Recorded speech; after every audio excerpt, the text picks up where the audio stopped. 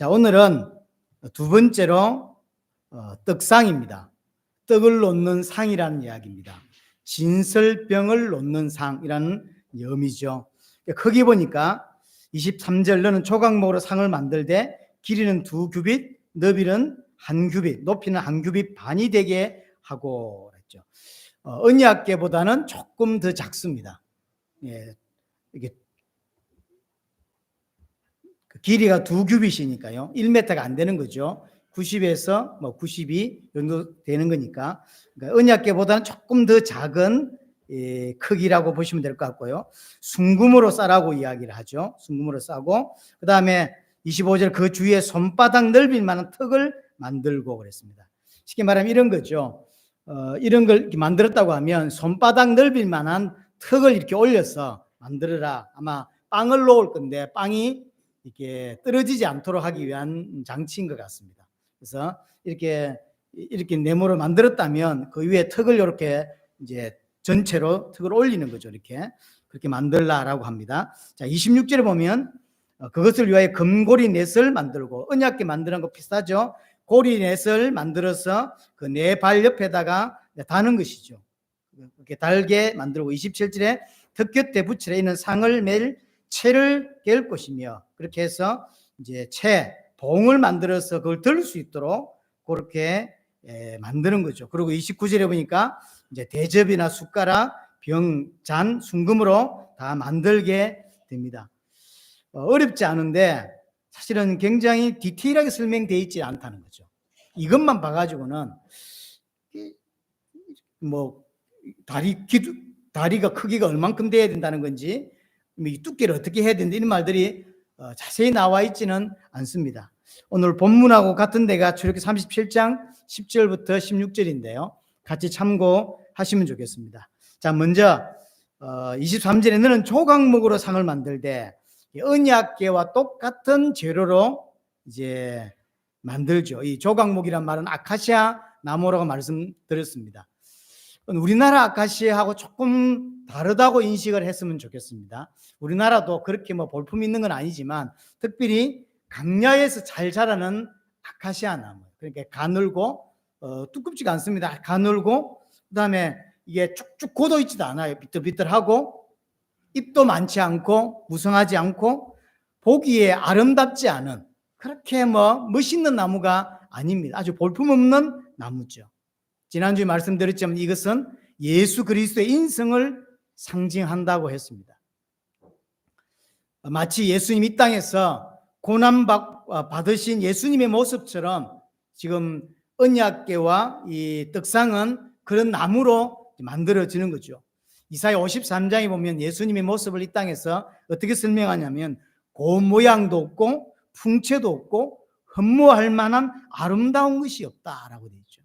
여러분들이 가끔 12사도들이나 예수님의 모습을 그림으로 그린 것들을 이렇게 최후 만찬이라든가 보셨는데 그는 그냥 상상해서 그린 내용들이죠. 오늘 이사야 53장을 통해서 예수님을 유추해 보면 실제로 미남이 아니었을 가능성이 훨씬 크죠. 이게 흠모할 만한 걸 갖추지 않았다 그랬어요. 키나 그다음에 여러 가지가. 그래서 주님 메시아야? 라고 느낄 수 있게 오셨어요. 그게 굉장히 중요한 의미가 있습니다. 하나님께서 언약궤를 만들고 떡상을 만드는 재료를 아주 괜찮고 아주 탐날 만한 아주 고가의 이런 것으로 만들지 않고 아주 싸구려고 아주 볼품없고 좋은 나무도 아니에요. 장점은 가볍다는 거 하나밖에는 가지고 있지 않은, 단단하다고 하거든요. 그 외에는 아무것도 장점이 없는 나무로 언약궤를 만들고 떡상을 만들어요. 이 언약궤를 만드는 아카시아가 예수 그리스도를 상징하는 나무라고 하는 거란 말이에요. 이 땅에 오셔서 행하신 예수님의 육신적인 모습이 딱 그와 같고요. 우리가 그 예수를 닮아가야 되는 성도 또한 사실 이 땅에서 신앙생활은 비슷합니다. 우리에게 주는 교훈이 크죠. 세상 기준으로 볼 때 예수님은 참 메시아로 보기 어렵다라고 하는 풍채를 가지고 있습니다. 볼품 없는, 태어날 때도 마국간에서 태어나고 자랄 때도 나사렛에서 자랐죠. 그래서 빌립과 나다나엘이 요한복음 1장에 보면 내가 메시아를 만났다라고 하니까 나다나엘이 말하죠. 나사렛에서 선한 게 나와. 나사렛에서는 인물이 안 나오는 동네예요. 예루살렘에서 메시아가 왔다 이러면 그래? 이러고 갈 건데 빌립이 갑자기 오더니 내가 메시아를 만났다라니까 어디 있어? 나사렛에서. 그러니까 일단 확 죽죠. 기대감이. 나사렛에서 무슨 그리 되는 거죠. 그래서 예수님의 모습이 딱 이게 조각목이에요. 태어날 때도 마국간, 자라는 데는 나사렛 이렇거든. 또 나라 자체도 예를 들어서 메시아가 이 땅에 태어나려면 당시에 가장 강대국이던 애국 같은 이런 데 태어났으면 좋을 건데 계속 어려움 당하고 속국되어서 맨날 팔려가고 했던 이스라엘에 태어났어요. 예수님의 모습은 이 땅에서 철저하게 볼품없는 모습으로 태어났다는 걸 아셔야 돼요. 그게 우리의 신앙도 사실은 마찬가지입니다. 예수를 믿어 성공하고 세상적인 힘을 가지고 소원 성취를 하는 그것이 신앙이라고 생각하는 사람들이 많습니다. 착각입니다. 그렇지 않습니다. 하나님은 단 한 번도 성경에서 기독교인의 신앙을 예수 믿으면 성공하고 예수 믿으면 부자가 되고 예수 믿으면 네가 원하는 소원 성취되는 그걸 기독교의 신앙이다. 하나님 우리에게 주신 신앙이라고 말하고 있지 않다는 거죠. 단 한 번도. 또 육신적인 성공이나 육신적인 축복들이 하나님의 영광이 된다고 사람들이 생각하거든요. 내가 잘 되고 우리 자식이 참 잘 나가고 이러면 세상에 하나님 이름을 높이고 하나님의 영광이 된다라고 이야기하잖아요. 그 영광이 될까요? 단 한 번도 그런 적이 없어요. 만약 그렇다면 초대교회 예수 믿었던 그 12사도와 그 제자들은 가난한 가운데 부자가 돼야 되고요. 질병 가운데 치유를 받아야 되고 어려운 가운데 성공했어야 돼요. 왜냐? 예수의 제자들이고 그 어려운 상수에서 순교 가운데서도 예수 믿는 사람들, 그러니까 세상 사람들을 볼 때 로마에서 볼 때 예수 믿으면 저렇게 되는구나라고 보여줄 수 있는 모델적인 걸 나와야 되잖아요. 완전 반대였어요. 예수 믿으면 순교했고 예수 믿으면 있는 재산 다 빼앗기고 예수 믿고 기도하는데 치유도 안 되고 예수 믿는데 더 어려운 삶 속으로 들어가는 거예요. 그러니까 진짜 예수를 누가 믿을 수 있냐면 진짜로 하나님의 은혜로 믿음이 들어온 자만 믿을 수 있는 거예요. 지금하고 다르죠? 우리 많이 생각해야 됩니다. 많은 사람들이 육신적인 이유로 교회로 오는 것입니다. 그건 하나님이 교회로 보내기 위한 방식이에요. 하지만 교회 와서 그게 바뀌는 거예요. 내 치유되는 게 문제가 아니구나. 내가 응답받는 게 문제가 아니구나. 답을 얻게 돼야 돼요. 정말로 하나님이 살아계신데 내가 몰랐고 그 하나님을 내가 왜 떠났는지도 몰랐어요. 인간이 하나님을 떠난 이유가 죄 때문이고 죄로 말미암아 단절된 것입니다. 그 배후에 보이지 않는 사단의 역사가 있었다는 사실을 교회 와서 알게 되었고 결국 내가 지금 해결해야 될 것은 치유나 응답이 아니라 정말로 예수를 그리스도로 진짜 믿는 거구나라는 사실을 알게 되고 배우게 되고 그래서 믿게 돼야 되는 것이죠. 그게 교회를 통해서 하나님이 행하시는 모습들이거든요.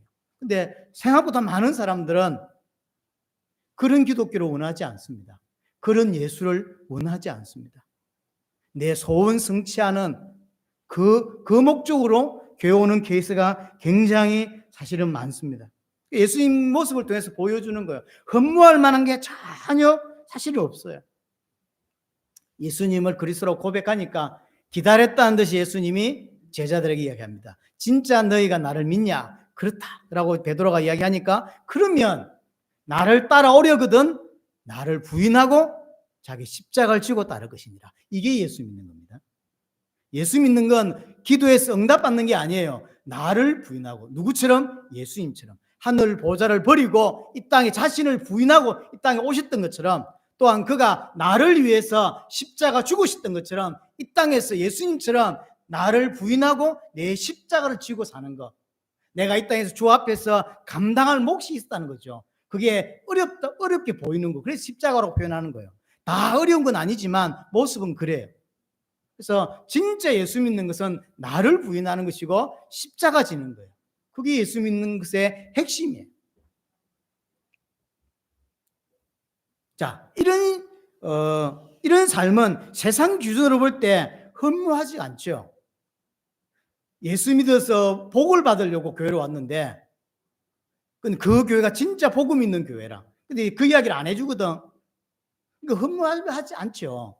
예수 믿으면 육신적으로 큰 축복을 받을 줄 알았는데 그 이제 알게 된 거죠. 그런 축복이 안 오는구나. 내가 몰랐구나. 그러니까 허무할 만하잖아요.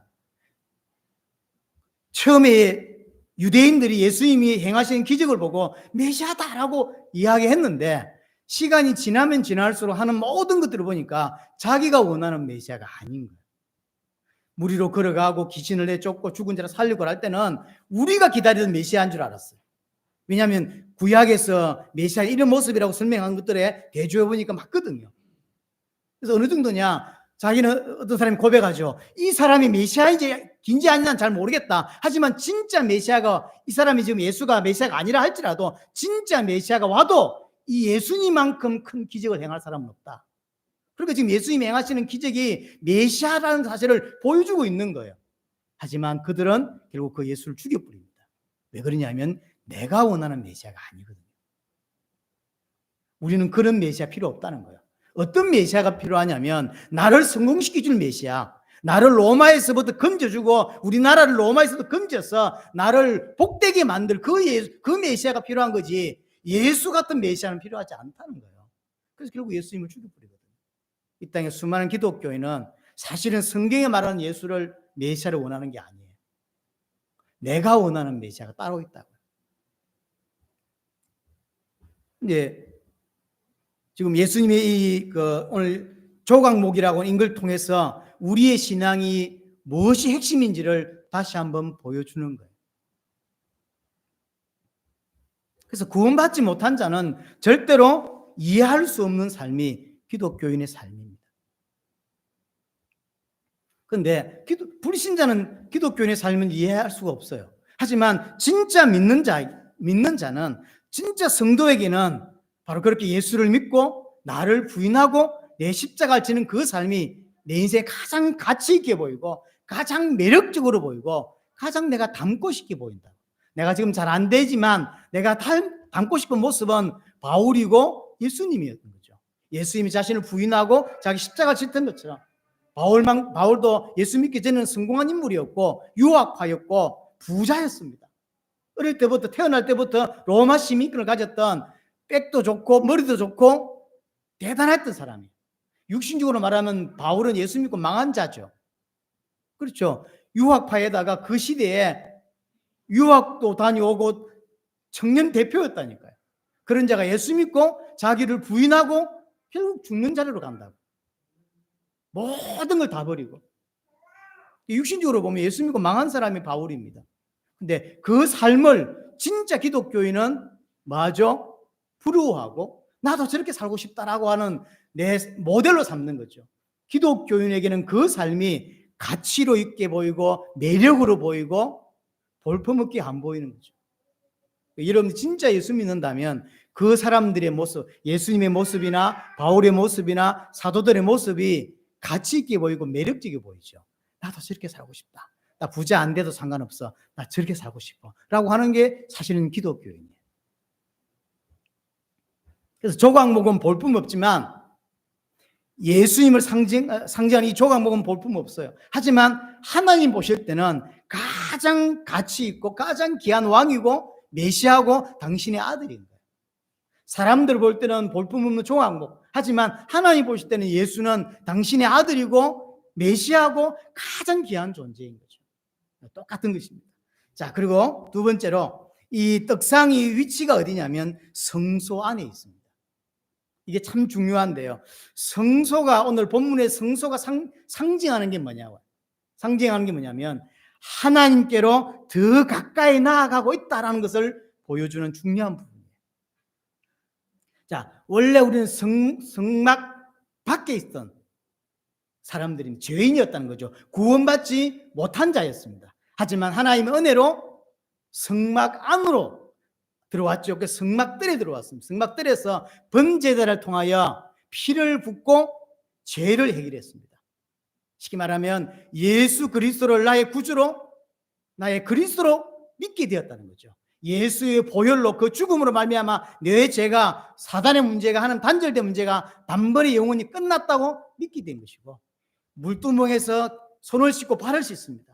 마치 예수 믿고 이제 물두멍에서 내 죄를 계속 씻어내는 거죠. 그래서 정결케 되고 거룩게 되고 흠도 없고 점도 없는 자라 계속 변화되어 가정을 말하고 있는 게 성막들에 있는 두 가지 기구예요.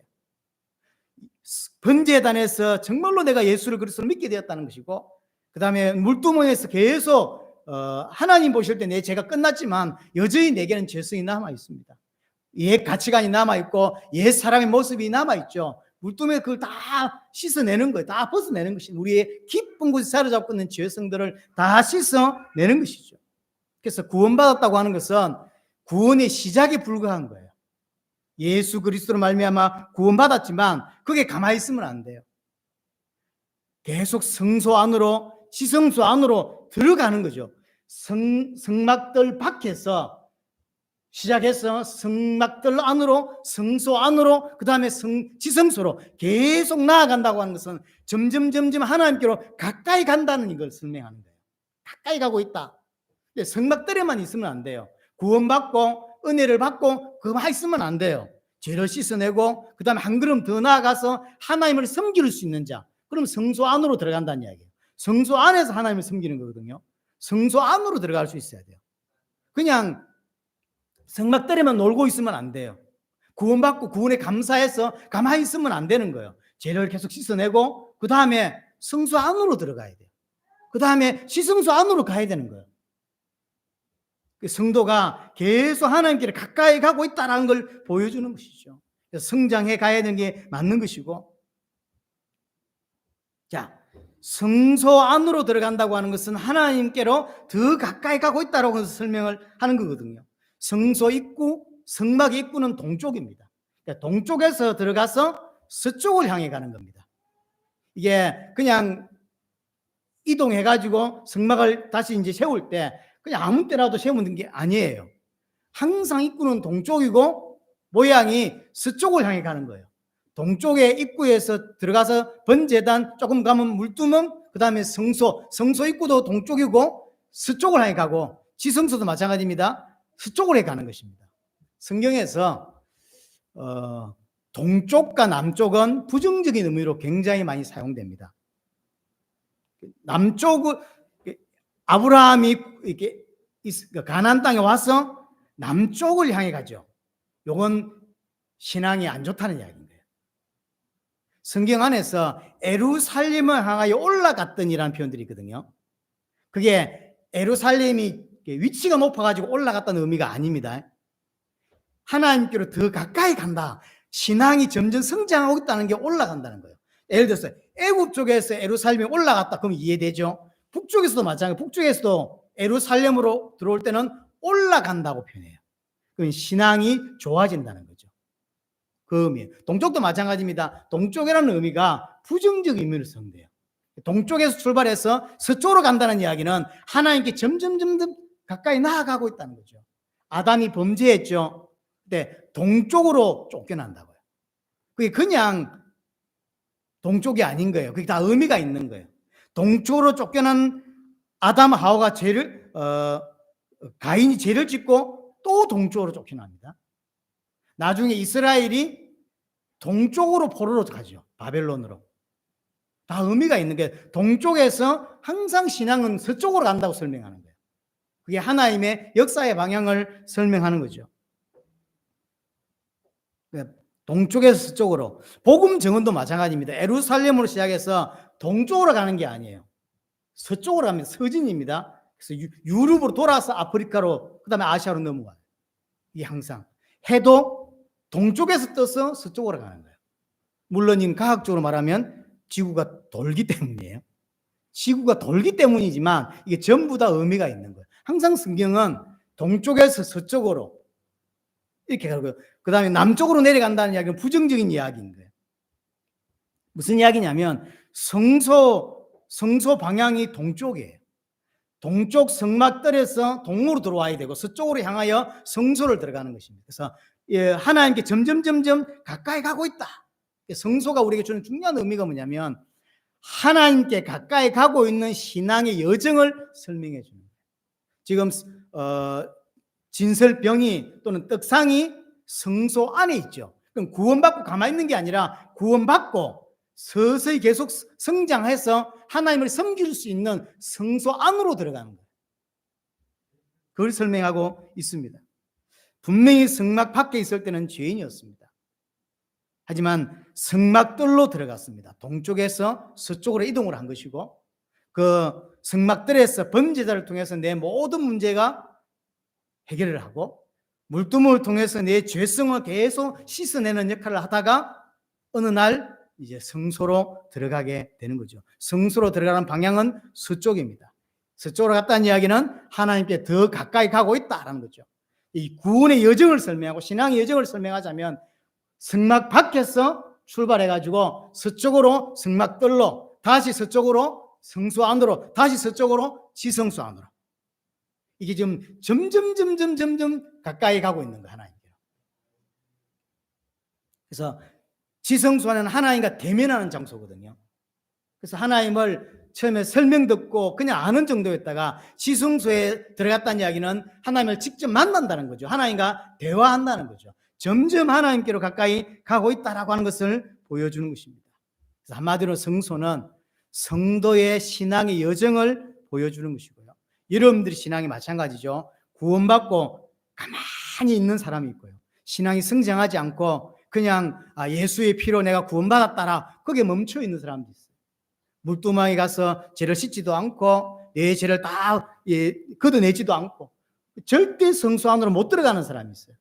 하나님을 제대로 예배할 줄도 모르고 하나님 섬기는 인생을 살지 못해요. 그냥 겨우 끌려 나오는 신앙, 하나님을 섬길 줄 모르는 그런 신앙이 있다고. 하지만 우리에게 보여주는 성막을 통해서 보여주는 신앙은 뭐냐면 점점점 하나님께로 가까이 가야 된다는 거죠.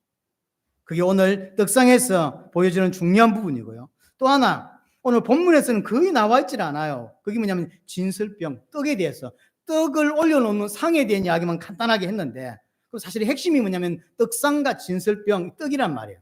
또 오늘 본문에서는 전혀 이 부분을 기록해 두고 있지 않습니다.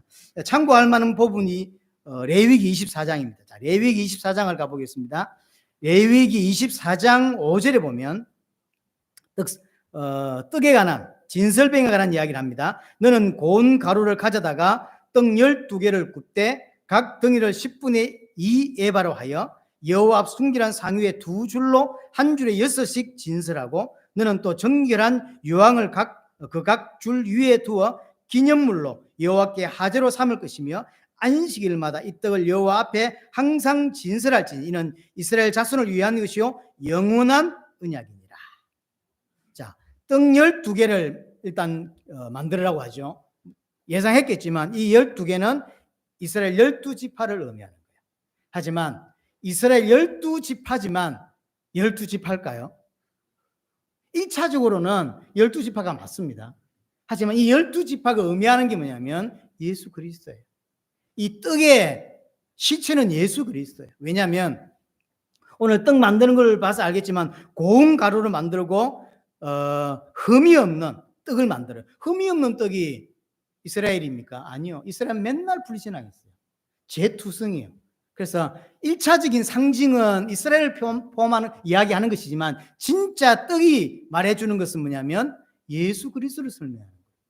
떡상 위에 떡이 예수 그리스도입니다. 예수님도 직접 이야기를 했죠. 내가 하늘에서 온 생명의 떡이다.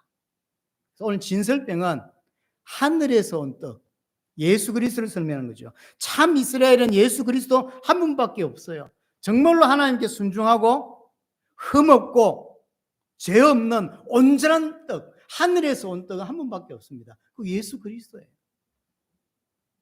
그래서 오늘 본문에도 9절에 보면 지극히 거룩한 떡이라고 이야기해요.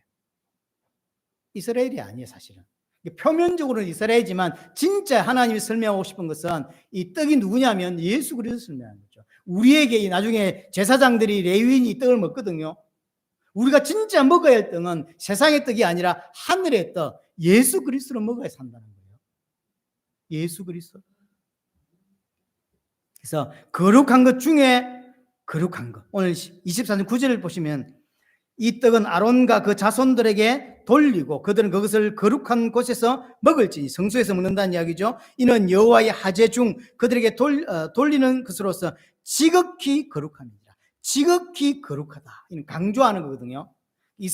우리 한국말로는 그냥 이렇게 지극히 뭐 이렇게 번역을 하는데 히브리어에서는 어떻게 되냐면 거룩하다 이렇게 돼 있어요. 이걸 어디서 보셨냐면 구약 전말이 이렇게 표현되어 있습니다. 예를 들어서 창세기 몇 장입니까? 거기 보면 창세기 2장이네요. 선악과를 먹으면 정령 죽으리라 돼 있죠. 우리 한국 때는. 히브리어는 뭐라 되어 있냐면 죽으리라 돼 있어요. 이런 부분이 참 많습니다. 그러니까 죽으리라를 두 번 쓰는 거죠. 거룩하다를 두 번 쓰는 거예요. 거룩하다. 죽으리라. 이 말은 한국 성경 그렇게 번역하지 않고 진짜 죽는다. 진짜 거룩한 거다. 이렇게 표현하는 거거든요. 강조하는 거죠. 그래서 이 떡은 거룩하다. 지극히 거룩하다. 거룩한 것 중에 거룩한 것이다. 최상급으로 거룩한 것이다. 누구죠? 예수 그리스도예요. 또 각 덩이를 거기 보면 5절에 보면 레위기 24장 5절에 보면 각 덩이를 10분의 2 에바로 하여 떡을 만드는데 10분의 2 에바로 한 덩이를 만드는 거죠. 한 덩이를 굽기 위해서 고운 가루가 필요한데 그 고운 가루가 얼마 필요하냐면 에바 10분의 2 한 에바가 23리터입니다. 23리터는 크죠. 그 23리터에 10분의 2라고 했으니까 한 4.5리터라고 생각합니다. 자, 그럼 4.5리터면 빵이 얼마나 할까요? 이 단팥빵 이런 게 정도가 아니에요. 큽니다. 우리 오늘 좀 전에 이 떡상 크기를 봤잖아요. 이 넓이가 얼마나 그랬죠? 한 규빗 반이라 그랬나요? 넓이를 한 규빗. 한 규빗이면 센치로 굳이 말하자면 45cm, 46cm잖아요. 그러니까 46cm 정도의 꽉 차는 정도가 들어가는 거예요. 많이 남는 게 아니에요. 떡이 커요. 이 떡을 6개씩 12개를 진설해라 그랬죠. 그렇게 진설을 합니다. 한 줄에 6개씩 12개로. 그리고 이제 안식일마다 계속 바꿔야 돼요. 있는 거 가만두면 안 되고 예배하러 와서 제사장과 레위인이 먹고 다시 또 안식일마다 갖다 놔야 돼요. 계속 그걸 영원히 해야 된다. 항상 그렇게 해라. 그리고 항상 떨어지지 않게 계속 갖다 해야 되는 거죠. 안식일마다 그렇게 바꾸는 것이죠. 자, 여기서 중요한 거. 진설병에서 가장 중요한 게 뭐냐면 진설병은 떡이거든요. 제사장이 레위인이 하나님 일을 하면서 먹는 거라고. 여기서도 뭘 깨닫게 하는 거냐면 예수 그리스도를 통해서만 생명을 얻는다라는 것을 또 느끼게 만드는 거예요. 상기시키는 거죠. 분명히 성막뜰에서 번제단에서 예수 그리스도의 보혈로 구원받았다는 걸 깨닫게 하는 거잖아요. 그럼 성소 안에서도 마찬가지예요. 또 예수 그리스도 구원받은 자가 또다시 예수 그리스도로만 구원받는다. 예수 그리스도로만 생명을 얻는다는 걸 또 한 번 또 강조시켜줘요. 우리가 영원히 기억할 너왕이 이거라는 거죠. 앞에서 구원을 깨달았으니 안에 들어가서는 또 다른 깊이 있는 걸 깨닫는 게 아닙니다. 밖에서 예수 그리스도의 보혈로 구원을 깨닫더라면 안에 들어가서도 떡을 먹으면서 여기서도 예수 그리스도만 살 수 있다. 예수 그리스도를 통해서만 하나님께 나아갈 수 있다. 구원받을 수 있다는 걸 또 한 번 상기시켜주고 있는 것입니다. 성소 안에서도 마찬가지. 그래서 예수님만이 이 땅에 생명을 주는 참떡이다 는 거죠. 계속 깨달았게. 예수님이 직접 요한복음 6장에도 그 이야기를 했죠. 나는 하늘에서 온 생명의 떡이다. 이 떡을 먹음으로 생명을 얻는다고 이야기했죠. 내 살과 내 피를 마시지 아니하면 너희 속에 생명이 없다. 그렇게 이야기했죠. 내 살은 참된 양식이고 내 피는 참된 음료로다. 그래서 내 떡과 이 피를 먹고 마시지 않으면 생명을 얻을 수 없다. 이것을 이 떡을 먹는 자가 영원히 산다. 그래서 성막뜰에서도 구원을 깨닫고요. 예수의 피로만 구원받는 거다 하는 걸 깨닫고 성소 안에 들어가서도 뭘 깨달아야 되냐면 이 떡으로만 사는 거다. 이 떡으로만 구원받을 수 있다. 그렇게 또 깨닫게 해야 돼요. 그게 성소입니다. 예수님이 원래 태어난 곳이 베들레헴이죠. 우리 찬송가에도 뭐 그렇게 많이 부르는데요. 베들레헴인데 이게 베들이라는 게 베이트래, 베이트. 집이라는 뜻이죠. 레헴이 뭐냐면 빵. 베들레헴이 빵집입니다. 빵집. 빵 나온 집에 오늘 점심 먹고 간식을 이걸 먹어야 될 판인데 빵집이에요. 이 전부 그냥이 아니에요. 하나하나가 예수가 누군지를 설명해 주고 있는 거예요. 왜냐하면 우리는 예수가 필요해요. 예수를 알아야 돼요. 예수를 정확히 믿어야 돼요. 그냥 겉으로 나 예수 믿어, 나 구원받았어 이렇게 살면 안 된다는 거예요. 처음 구원받을 때도 예수 그리스도의 보혈로 구원받고 성장하고 하나님께 가까이 나아가면 갈수록 더 깊이 예수를 알아가야 되는 거예요. 그거로만 살 수 있어요.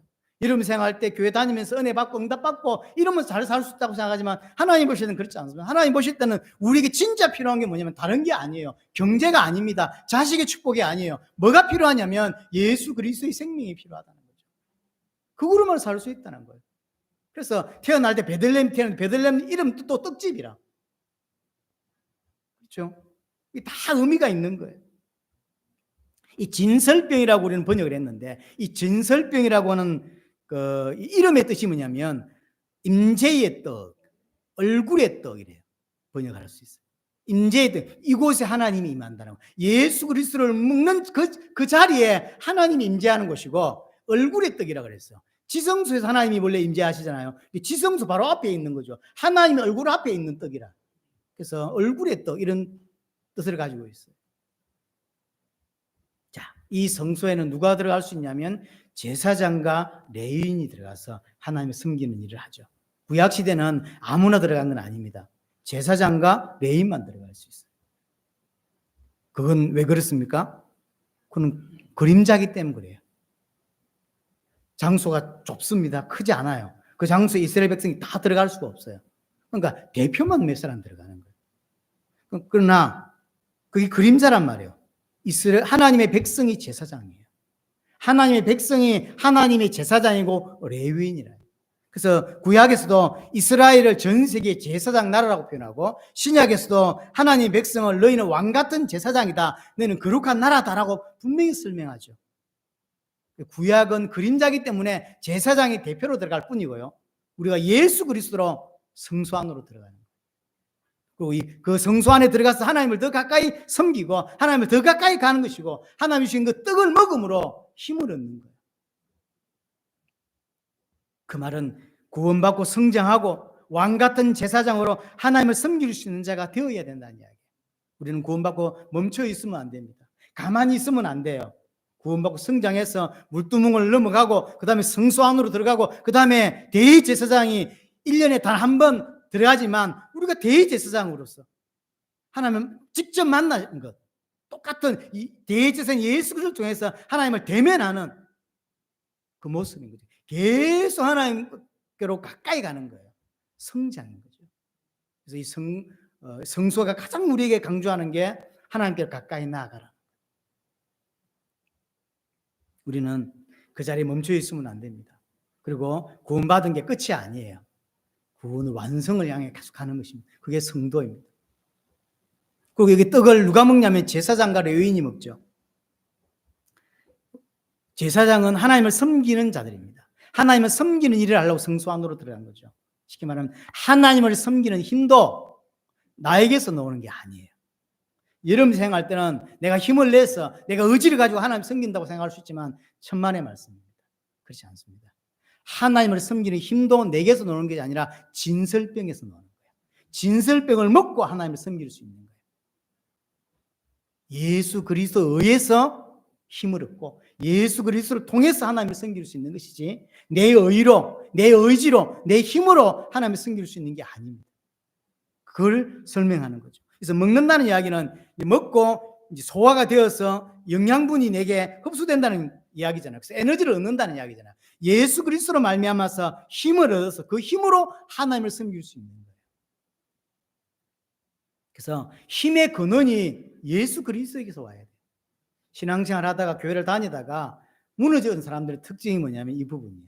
내 의지로. 그래서 그러잖아요. 내가 얼마나 어떻게 했는데. 그래서 실패하는 거예요. 내가 새벽기도를 얼마나 하고 내가 하나님께 헌금을 얼마 하고 내 헌금 아니었으면 목사 사례도 못 줬을 건데 내가 얼마나 헌금했는데 그건 지혜예요. 하나님이 안 받으신 거예요.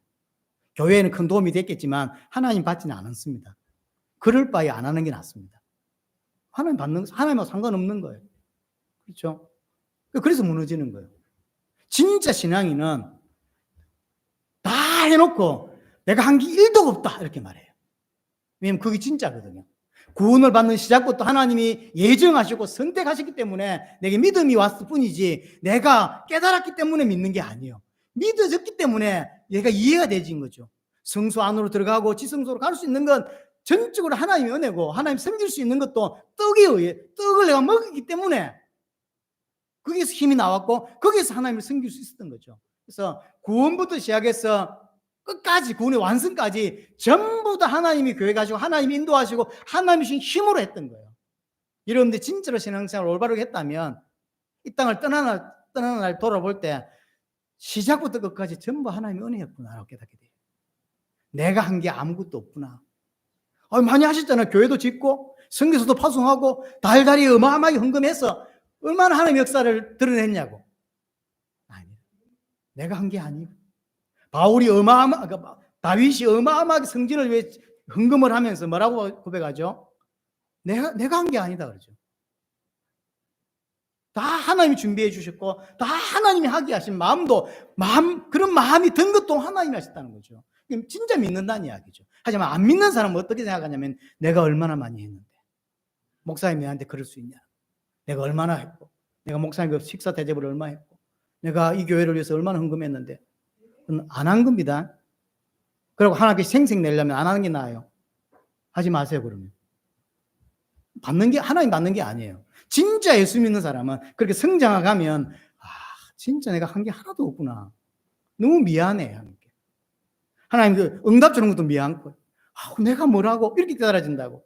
하지만 진짜 구원을 이해 못한 사람은 내가 그렇게 새벽기도를 빠짐없이 20년을 하고 내가 한 헌금도 얼마인데 내가 교회를 몇 개 지었는데 도대체 하나님이 내게 한 게 무엇입니까? 왜 이러십니까 하나님? 말 한번 해보이소. 그러죠. 그건 구원받지 못한 거예요. 구원받은 자는 그렇게 말할 수가 없어요.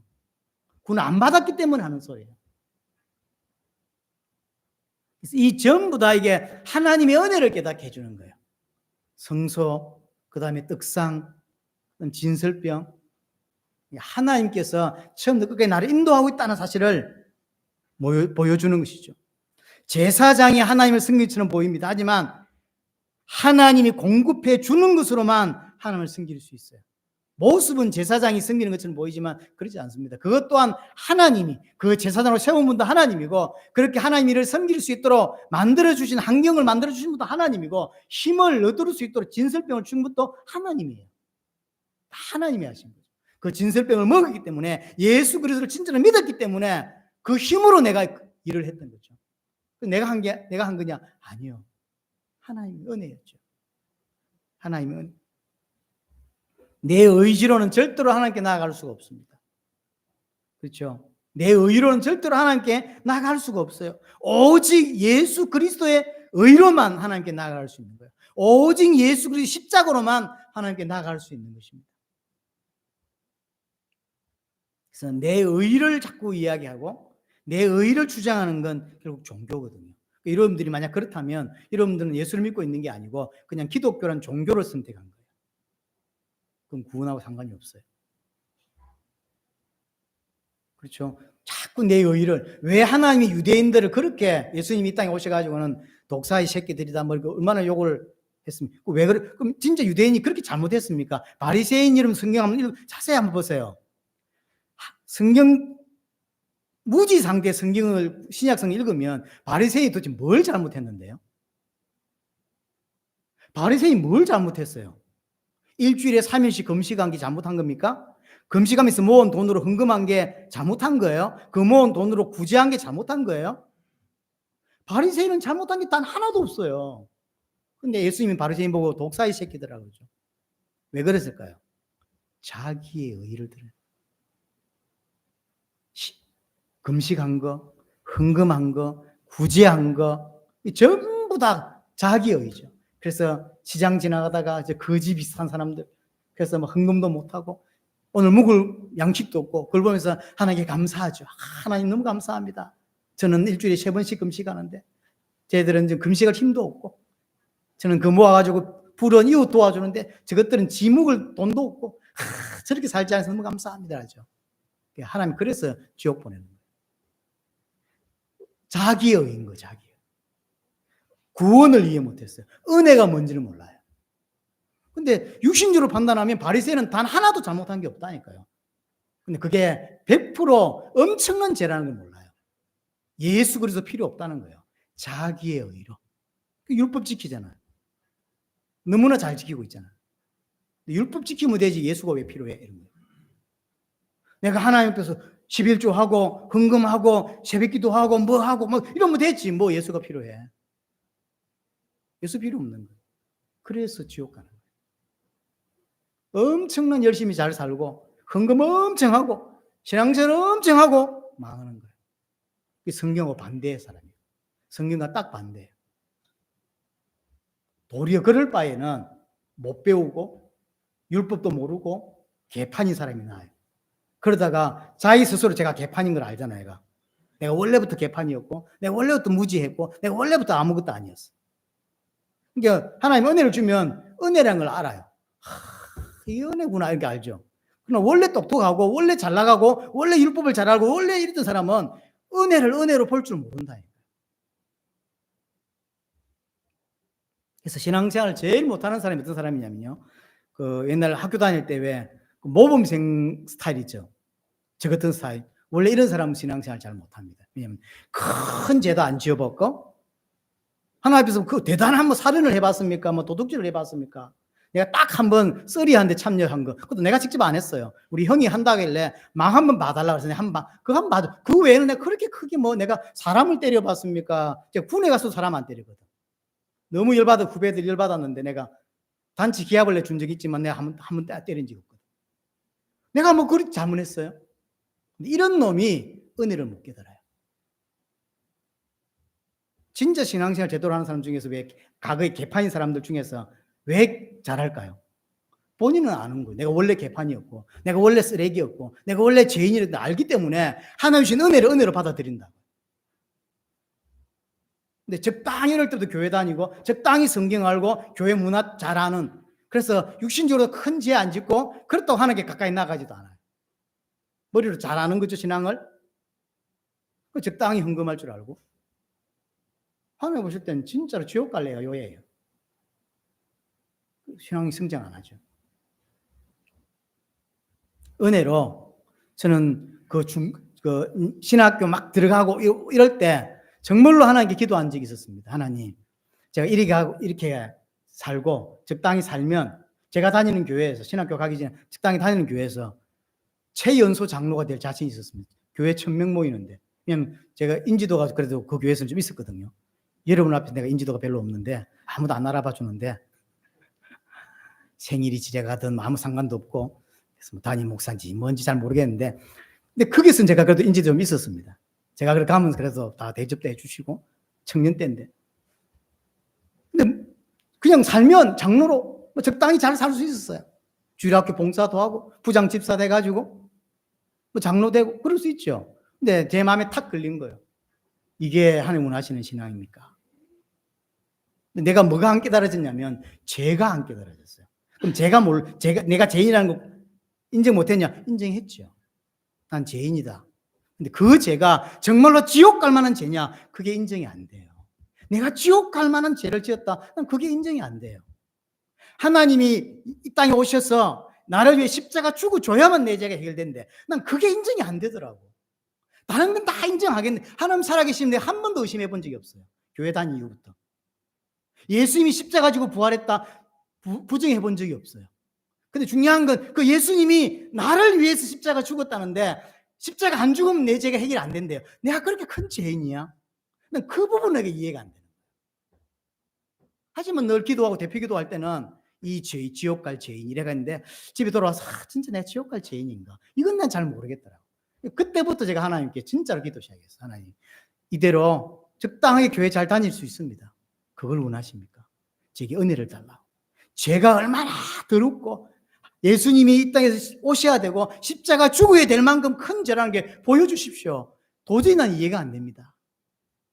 하나님, 그 몸부림이 하나님이 불쌍히 여기셨는지 그 부분을 은혜를 좀 주셨어요. 죄가 뭐다. 구원받고 자유한다면서 마음대로 막 누린다고 하면서 막 죄 짓고 다니는 사람, 저는 죄 이해 못한 거예요. 죄가 얼마나 크고 죄가 얼마나 이게 심각한지를 모르니까 구원받아놓고 지 마음대로 살죠. 진짜 죄를 아는 자는 죄와 싸우려고 하고 죄를 안 지으려고 몸부림치지 그렇게 안 살아요. 오늘 본문의 마지막 부분에 뭐라고 되어 있냐면 25장 30절에 상유의 진설병을 두어 항상 내 앞에 있게 해라. 영원히 기억하라는 거예요. 영원히 기억해라. 그렇죠? 죄인인 내가 하나님의 백성이 된 것도 예수 그리스도의 은혜고, 성소로 들어가고 하나님께 더 가까이 나아가고 성장해 가는 것도 하나님의 은혜라는 사실을 영원히 기억하게 만들어라. 그렇죠? 그래서 진설병을 갖다 놓는 거죠. 항상 내 앞에 있게 해라. 레위기 24장 9절은 영원한 규례다. 레위기 23장 8절은 영원한 언약이다. 레위기 24장 7절은 기념물로 삼아라. 기념물로 영원히 기억하도록. 이 떡이 예수 그리스도고 우리가 계속 구원받고 계속 성장해서 하나님께로 더 가까이 나아가는 힘도 예수 그리스도에게 나오는 거다. 네에게서 나오는 게 아니다. 오직 예수 그리스도를 붙잡고 살아야 된다라는 사실을 기억하도록, 영원히 기억하도록. 그 레위기 24장 8절에는 마지막에 뭐라고 이야기하냐면 이것은 이스라엘 자손을 위한 것이다. 누구를 위한 거다? 우리를 위한 거야. 내 신앙을 위한 거죠. 하나님 내게 은혜를 주시기 위해서 이런 규례를 만들었다는 거야. 영원히 기억하고 오직 예수 그리스도만 의지하며 살아갈 수 있게끔 하기 위해서 이렇게 만드셨다는 거죠. 이런 복음을 더 깊이 이해하고 하나님이 주신 은혜를 더 깊이 이해한 은혜가 있게 되기를 원합니다.